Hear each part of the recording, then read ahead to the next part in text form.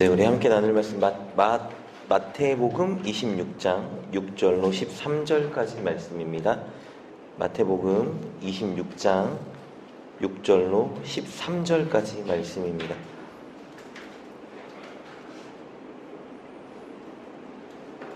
마태복음 26장 6절로 13절까지 말씀 한 절씩 교독하겠습니다. 예수께서 베다니 나병 환자 시몬의 집에 계실 때에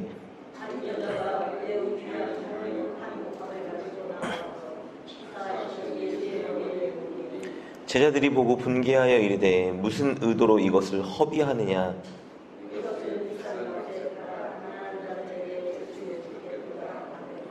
예수께서 아시고 그들에게 이르시되 너희가 어찌하여 이 여자를 괴롭게 하느냐. 그가 내게 좋은 일을 하였느니라.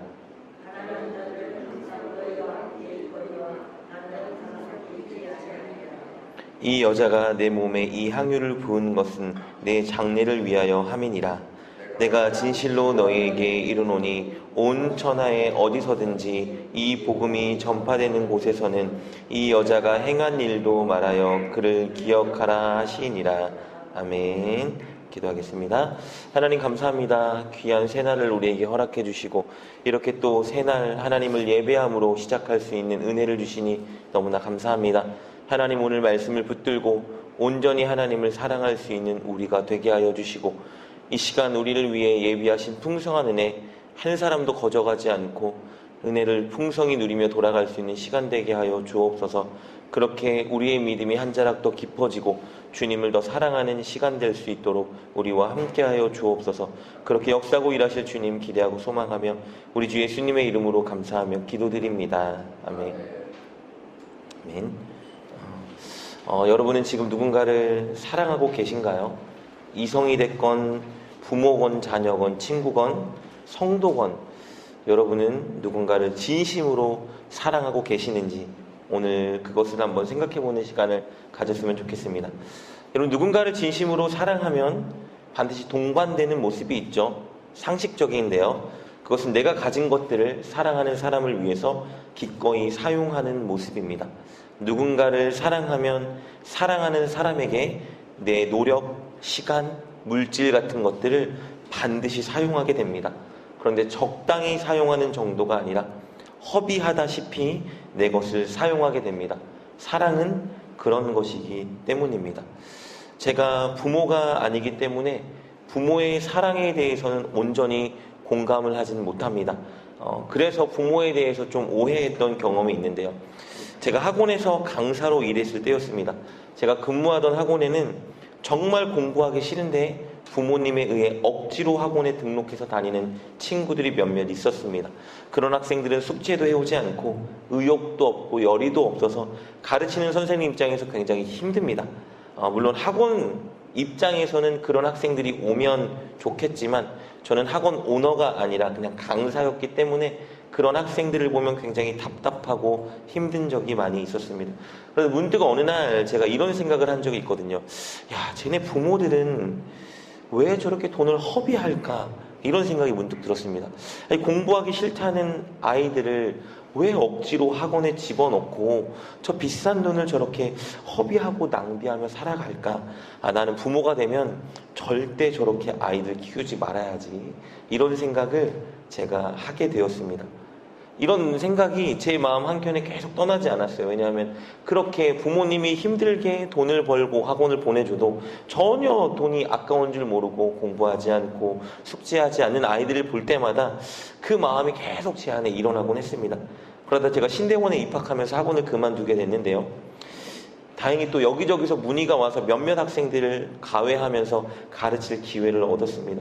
특이하게도 제가 과외하는 아이들, 제게 과외를 문의했던 모든 학생들은 다 공부를 너무 하기 싫어하는 학생들이었습니다.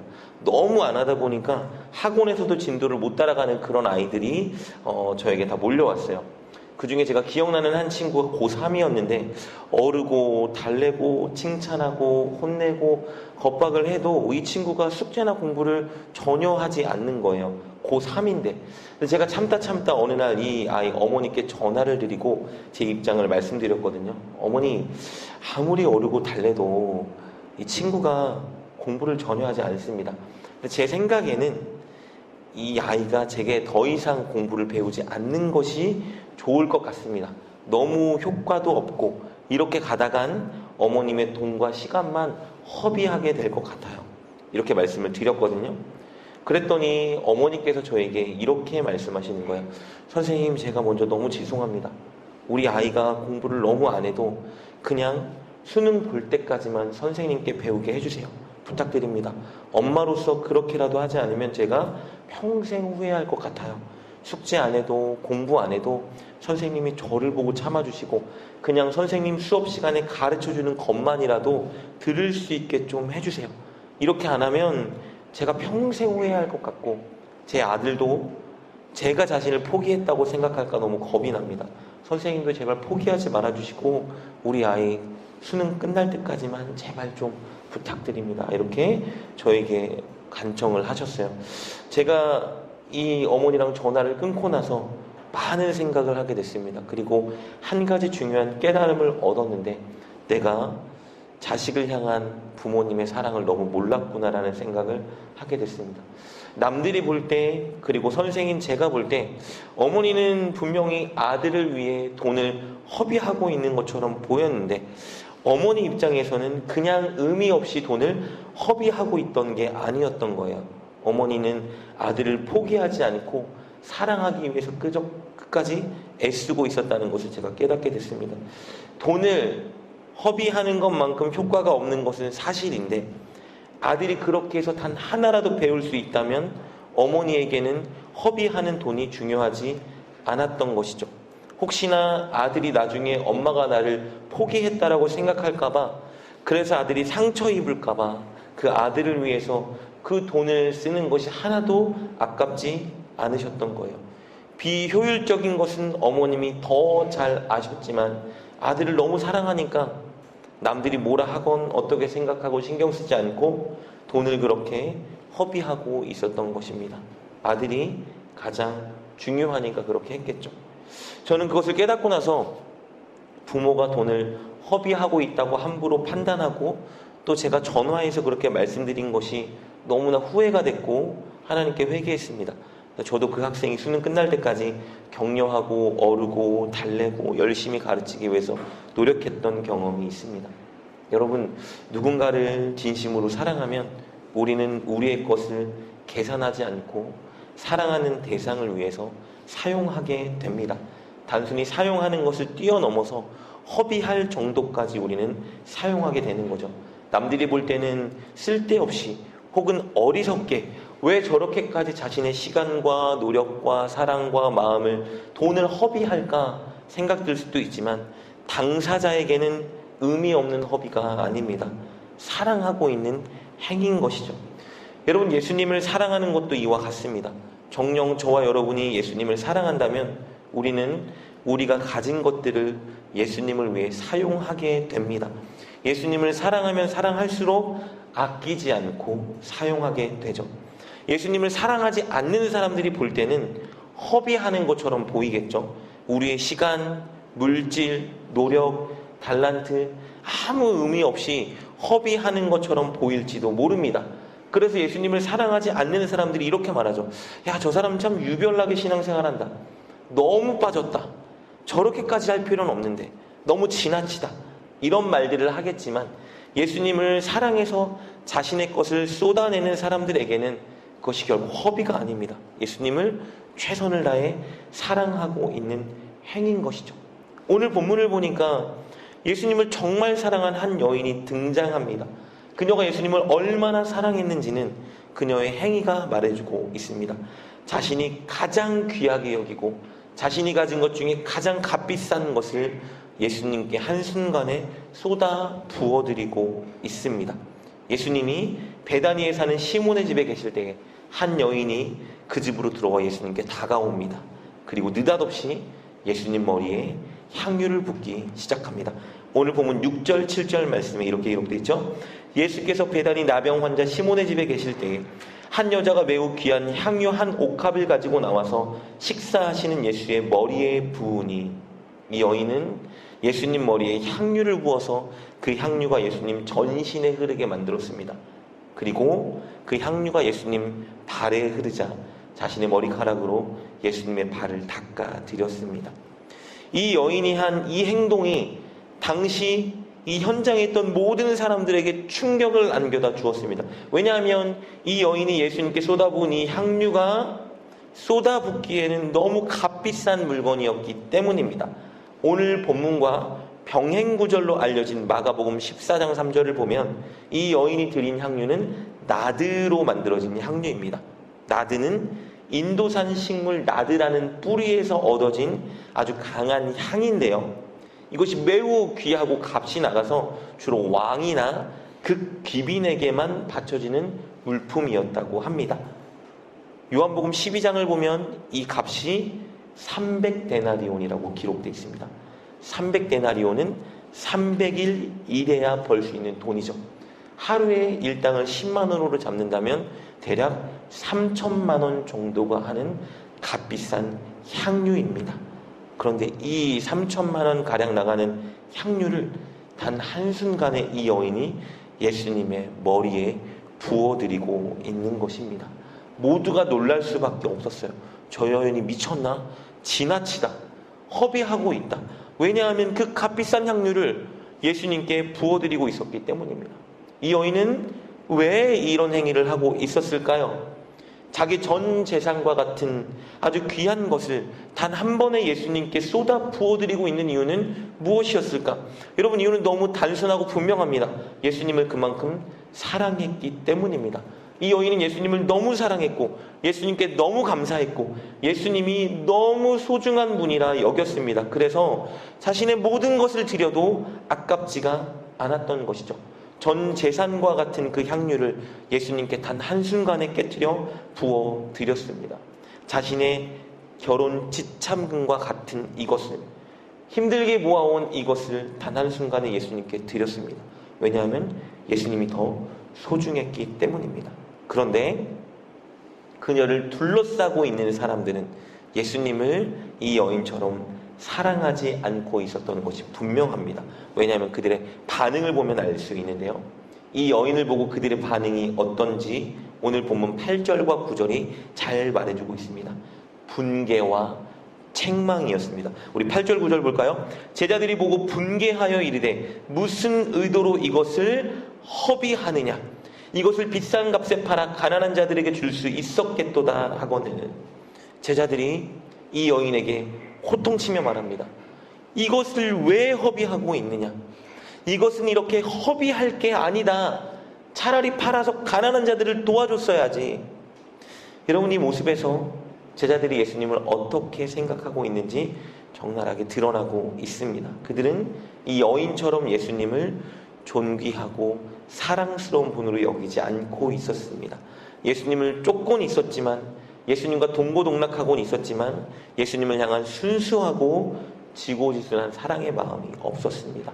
오히려 예수님에 대해 지고지순한 사랑을 가진 이 여인을 보며 질투심이 일어나고, 그래서 더러운 그 질투심으로 이 여인을 어리석은 자라 정죄하고 있었습니다. 이렇게 여인을 책망하는 제자들에게 예수님이 이렇게 말씀하십니다. 우리 10절입니다. 예수께서 아시고 그들에게 이르시되 너희가 어찌하여 이 여자를 괴롭게 하느냐? 그가 내게 좋은 일을 하였느니라.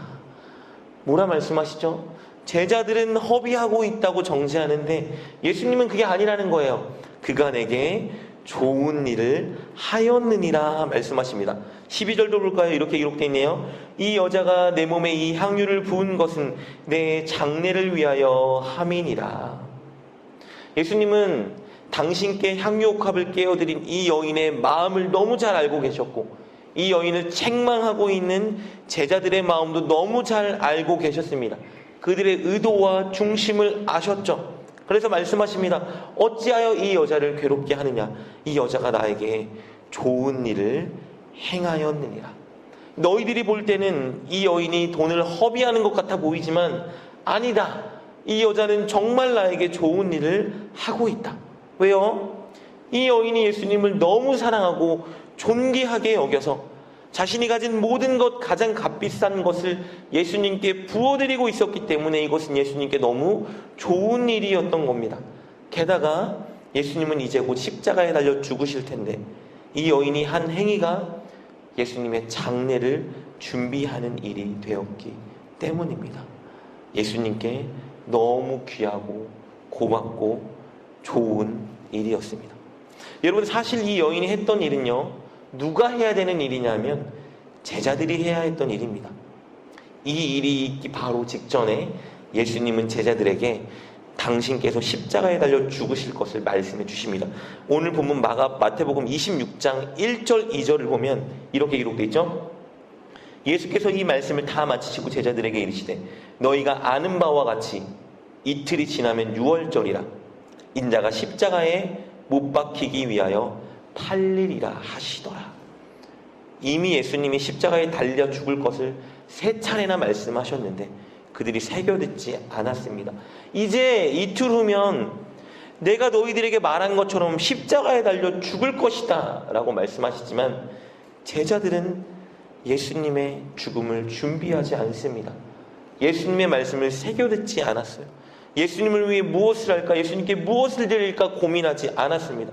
그저 예수님께 받을 생각만 하고 있었어요.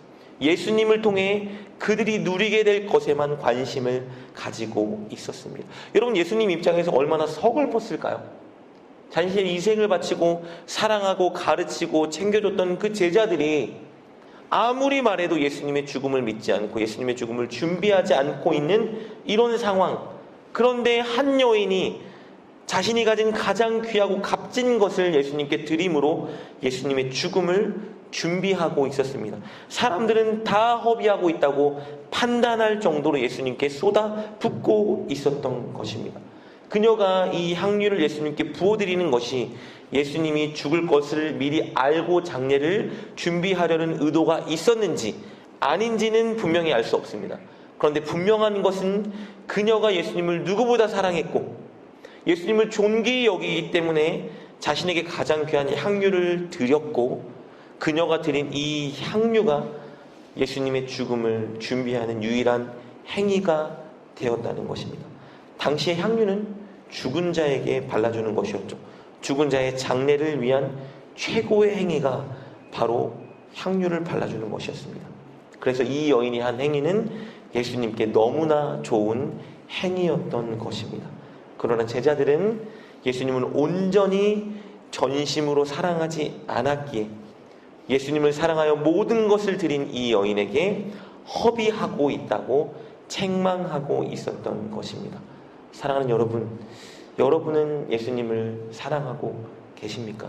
누군가를 사랑한다면 그 대상을 향한 행위로 사랑은 드러나기 마련입니다. 사랑하면 주고 싶고, 사랑하면 섬기고 싶고, 사랑하면 함께하고 싶은 것이죠. 그래서 내 시간, 내 물질, 내 노력을 사랑하는 대상을 위해 기꺼이 사용하기 마련입니다. 너무 사랑하면 남들이 볼 때 허비한다 느낄 정도로 우리의 것들을 사용하고 부어주게 되죠. 예수님을 사랑하면 우리는 예수님께 드리고 싶어지고 예수님께 헌신하고 싶어지고 예수님과 함께하고 싶어지는 것입니다. 예수님을 너무 사랑하면 예수님께 헌금하는 것이 하나도 아깝지 않죠. 더 드리지 못해서 안타까울 따름입니다. 수입이 생기면 그래서 11조도 드리고 기쁘고 감사한 일이 있으면 감사헌금도 드리고 자원하여 감사함으로 주님께 드리는 일에 앞장서게 되는 것이겠죠. 예수님을 너무 사랑하면요, 날마다 예수님께 기도할 수밖에 없습니다. 남들은 피곤하다, 시간 없다, 기도하지 못한다 하지만 예수님을 사랑하면 어떡하든지 기도하게 됩니다. 새벽이든 저녁이든 상관없습니다. 언제든 어떻게든 시간을 내서 주님께 집중하여 기도하게 됩니다. 기도로 예수님께 내 마음을 털어놓고 또 예수님께 위로와 힘을 얻는데 예수님을 사랑하는 사람이 어찌 기도하지 않고 하루를 보낼 수 있겠습니까?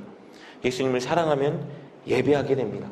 주일 예배를 드린 것으로 만족하지 않고 수요일이든 금요일이든 어떤 예배든 기회가 있을 때마다 예수님께 예배하기 위해 노력할 수밖에 없는 것이죠. 예수님을 사랑하면 교회를 섬기고 헌신하게 됩니다.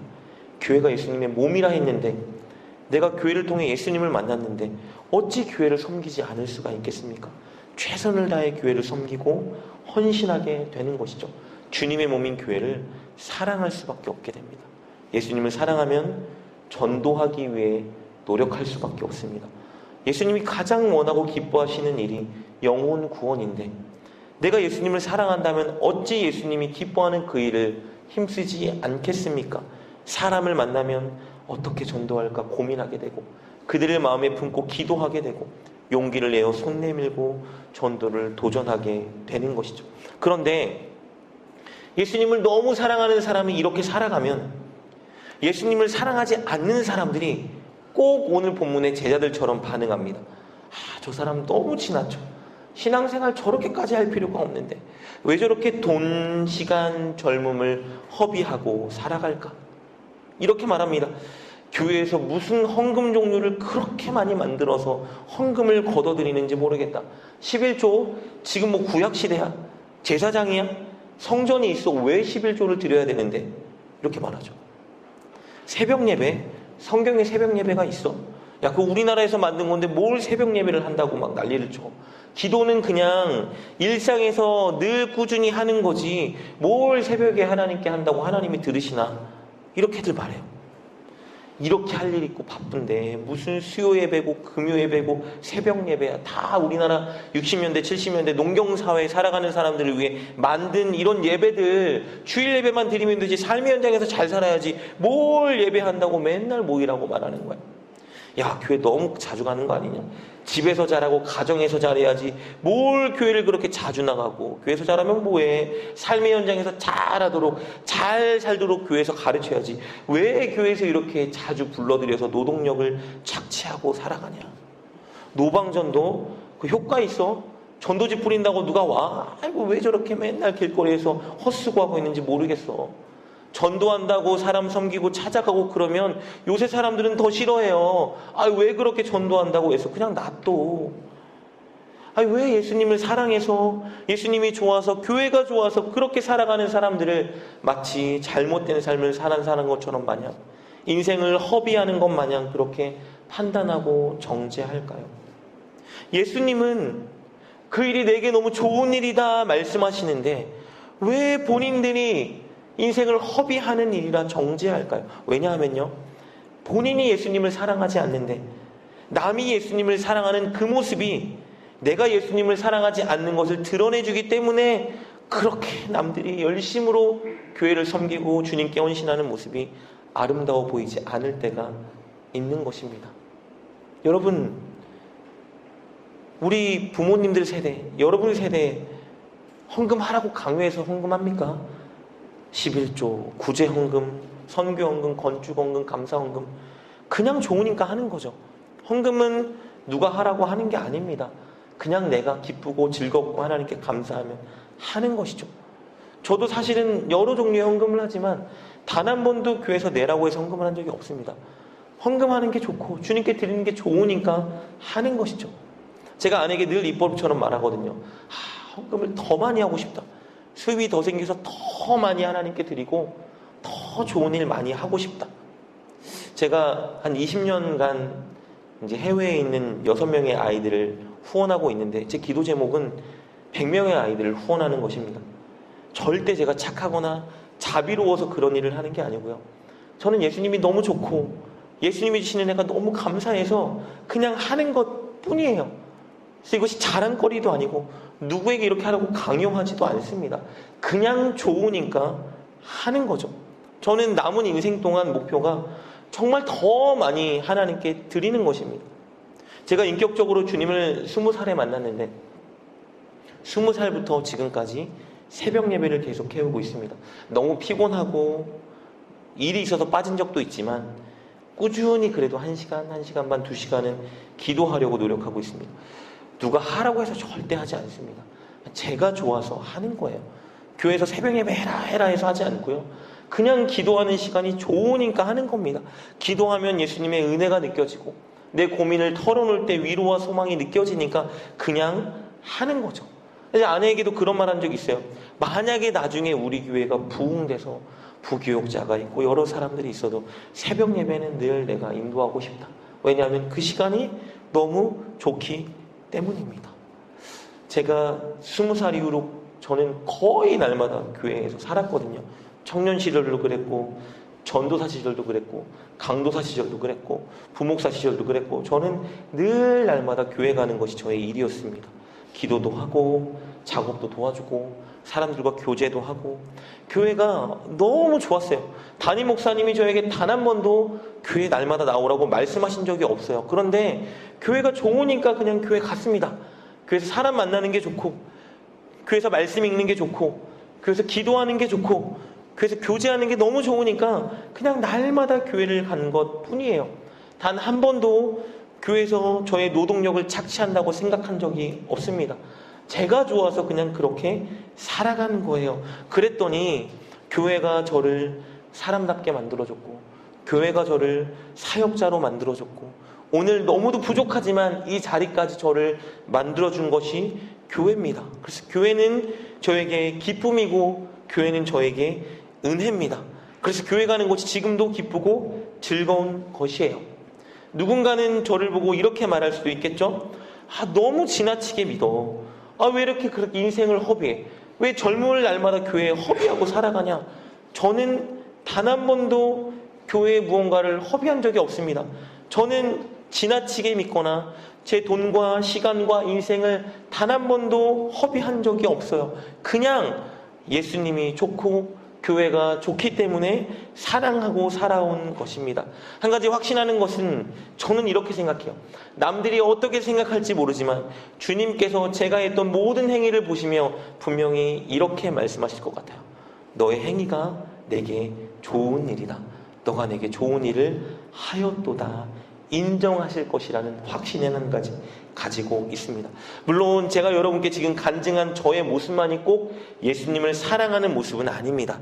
여러 종류의 모습이 있겠죠. 우리가 예수님을 사랑하는 모습은 여러 방식이 있습니다. 내 시간과 물질과 젊음과 재능을 어느 곳에 사용하는지 사람마다 다르겠지만, 삶의 현장에서 그렇게 예수님을 사랑하기 때문에 우리가 우리의 가진 것들을 허비하는 그 모습이 있다면 그것은 예수님을 사랑하는 방식이자 모습일 것입니다.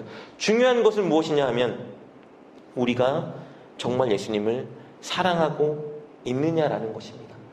이전에 사랑했던 것이 중요한 게 아니라 오늘도 여전히 우리가 예수님을 사랑하고 있느냐, 이것이 중요한 것입니다. 예수님을 사랑하지 않는 사람들이 볼 때 여전히 나의 모습은 마치 내 시간, 내 물질, 내 노력, 내 인생을 허비하는 것처럼 보이는 그 모습이 우리에게 있느냐 하는 것입니다. 우리는 예수님께 허비하듯 우리가 가진 것들을 드려야 합니다. 그것이 우리가 해야 될 마땅한 일이기 때문입니다. 왜냐하면 우리가 우리의 것을 주님께 드리기 이전에 주님은 우리를 위해 당신의 모든 것을 허비하셨기 때문입니다. 여러분, 누가복음 15장을 보면 우리가 너무 잘 아는 탕자의 비유가 나옵니다. 이 아들 녀석이 건강한 아버지에게 유산을 땡겨달라고 부탁했죠. 아버지가 죽을 때 자신에게 주려 했던 유산이 있다면 지금 아버지 좀 저에게 주십시오. 아버지께 간청합니다. 그리고 아버지에게 그 유산을 받아내죠. 아버지가 돈을 주자마자 이 아들은 즉시 아버지를 떠나 아주 먼 타국으로 도망치듯 갔습니다. 그곳에서 술과 여자에 빠져 허랑방탕한 인생을 살다가 전 재산을 다 날려버렸죠. 아들이 아버지를 떠나고 전 재산을 허랑방탕하게 쓰고 있는 그 시간, 아버지는 날마다 무엇을 했죠?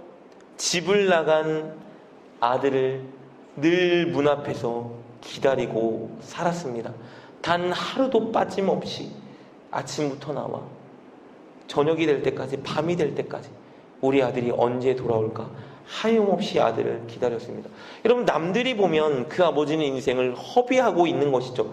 아버지의 유산을 땡겨달라고 간청해서 돈을 받자마자 뒤도 돌아보지 않고 아버지를 떠난 그 배움 망덕한 놈, 불효막심한 그 자식이 뭐가 좋다고 아침부터 나와서 밤 늦게까지 아들을 기다리고 있는가. 어리석은 자, 인생을 허비하고 있다. 저런다고 아들이 오겠어? 모두가 그렇게 말했을 거예요. 그런데 아버지는 인생을 허비하고 있던 게 아닙니다. 아들을 사랑하고 있었던 것이죠. 시간이 흐르고 재산을 다 다 탕진해서 굶어 죽게 된 그 아들이 살기 위해 아버지 집에 돌아오죠. 아버지가 어떻게 합니까? 아주 먼 발치에서 아들을 향해 달려옵니다. 그리고 아들을 안고 아들에게 입을 맞추고 눈물을 흘리며 기뻐합니다. 아들에게 좋은 신발을 신기고 좋은 옷을 입히고 동네에 잔치를 벌이며 기뻐하죠. 사람들이 분명히 말했을 거예요. 저 아버지는 미쳤다. 자식을 저렇게 키우면 안 되는데, 저 불효막심한 자식이 돌아왔다고 저놈을 저렇게 선대하고 저놈을 위해 잔치를 베풀어 주다니, 저렇게 왜 돈을 허비하고 살아갈까? 여러분, 사람들이 볼 때 아버지는 분명히 허비하고 있는 것이 맞습니다. 그런데 아버지 입장에서 허비하고 있는 게 아니에요. 그냥 아들을 사랑하고 있는 것입니다. 이것이 바로 우리를 향한 하나님의 사랑이고 예수님의 사랑입니다. 여러분, 예수님은 우리가 죄인이었을 때, 예수님 우리가 연약할 때 우리를 위해 십자가에 달려 당신의 모든 것을 다 쏟아 부어주셨습니다. 세상이 볼 때 예수님은 인생을 허비하고 있는 것이죠. 자신의 목숨을 허비하고 있는 것입니다. 우리 같은 죄인, 가능성이 없어 보이는 죄인을 위해서 자신의 가장 소중한 목숨까지 허비하듯 쏟아 부어주셨습니다. 십자가에 달려 땀과 눈물과 피와 온 물을 다 쏟아 부어주셨습니다. 예수님을 믿지 않고 예수님께 반역하고 살아가는 우리에게, 희망이 없어 보이는 우리에게 당신의 생명을 다 쏟아 부어주셨습니다. 이런 어리석은 허비가 어디 있습니까? 그런데 예수님이 우리에게 부어주셨던 허비했던 그 사랑과 은혜가 허비가 아니었죠. 지금 우리가 이렇게 그 쏟아 부어주신 사랑 덕분에 예수님을 믿고 구원받는 자리에 있지 않습니까? 허비 같아 보이나, 어리석은 일 같아 보이나, 비효율적인 것 같아 보였으나 그것은 우리를 변화시키고 구원하는 최고의 사랑이었던 것입니다. 앞으로 우리가 천국 가는 그날까지 예수님은 계속해서 우리를 향해 당신의 사랑과 은혜를 쏟아 부어주실 것입니다. 우리가 분명히 불순종할 때도 있을 것이고, 우리가 예수님을 온전히 사랑하지 않을 때도 있을 것이고, 우리가 다른 것을 바라보고 한눈 팔 때도 분명히 있을 것인데, 그것을 알매도 불구하고 예수님은 앞으로도 우리에게 허비하듯이 당신의 사랑을 쏟아 부어줄 것입니다. 그리고 그 사랑이 마침내 우리를 순종의 자리로 인도할 것이고 예수님을 온전히 사랑하는 자리로 인도해 줄 것입니다. 그러니 우리에게 이렇게 당신의 모든 것을 허비하듯 쏟아 부어주신 예수님께 우리가 어찌 우리의 것을 드리지 않을 수 있겠습니까? 여러분, 우리는 예수님께 드려야 합니다. 우리의 시간, 우리의 물질, 우리의 노력, 우리의 인생, 과하다 싶을 정도로 쏟아 부어야 합니다. 그것은 허비가 아닙니다. 우리에게 모든 것을 허비하듯 쏟아 부어주신 예수님을 사랑하는 행위인 것입니다. 사랑하는 여러분, 예수님께 여러분이 가진 소중한 것들을 드리며 살아갔으면 좋겠습니다.